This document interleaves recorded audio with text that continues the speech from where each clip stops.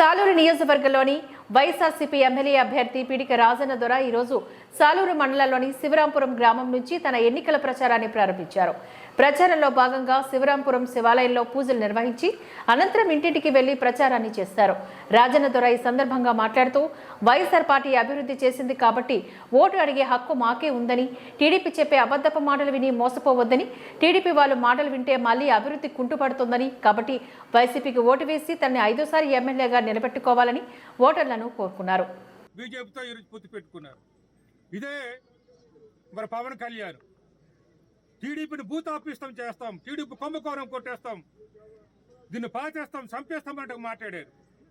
లక్షలాది కోట్ల రూపాయల అవినీతి టీడీపీ అవినీతిని మునిగిపోయిందని ఇదే పవన్ కళ్యాణ్ చెప్పాడు. మరి అలా సిగ్గుండాలి కదా, అటు పవన్ కళ్యాణ్ కానీ బీజేపీకి సిగ్గుండాలి కదా. సిగ్గు లేకుండా కేవలం అధికారం కోసం మాత్రమే వీళ్ళు కలయిక ఉన్నది తప్ప ప్రజల బాగు కోసం కానీ ఈ రాష్ట్ర అభివృద్ధి కోసం కానీ చేయలేదు. అది కాబట్టి ప్రజలు ఆలోచించాలి, మేధావులు ఆలోచించాలి, యువకులు ఆలోచించాలి, నిరుద్యోగులు ఆలోచించాలి, విద్యార్థులు ఆలోచించాలి, మహిళా మనులు ఆలోచించి సరైన నిర్ణయం తీసుకొని మరి మేలో జరిగే ఎన్నికల్లో మీరు పేన గుర్తుకు ఓటేస్తేనే ఈ రాష్ట్రం బాగుంటుంది, ప్రజలు బాగుంటారు. లేదంటే ఈ రాష్ట్రం దోపిడీ రాజ్యం అయిపోద్ది.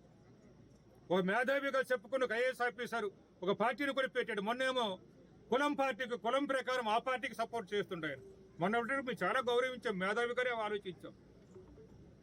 నిన్న ఉంటే ఆయన చెప్పిన హామీల వల్ల ఈ రాష్ట్రమే మునిగిపోతుంది. చంద్రబాబు ఇచ్చిన హామీల వల్ల దానికి సపోర్ట్ చేశాడంటే మరి పేరు కూడా చెప్పేస్తాను. ఆయన పేరు జయప్రకాష్ నారాయణ గారు సపోర్ట్ చేశారంటే ఆయనకి మేధావిని ఎలా కనుగలము, ఈ రాష్ట్ర అభివృద్ధిని ఎలా కోరుకుంటున్నారు కనము, ఈ రాష్ట్ర శ్రేయోభిలాషాన్ని ఎలా కనుగలము.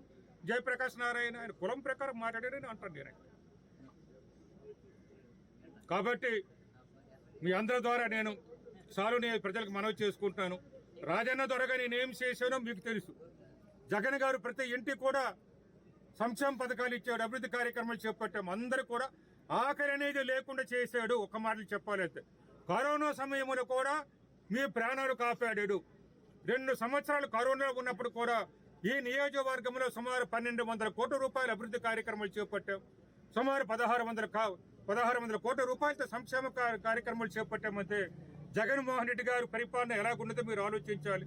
జగన్మోహన్ రెడ్డి గారు మంచితనం, మానవత్వం ఎలాగుందో ఆలోచించి జగన్మోహన్ రెడ్డి గారు రావాలని మీరు కోరుకోవాలి.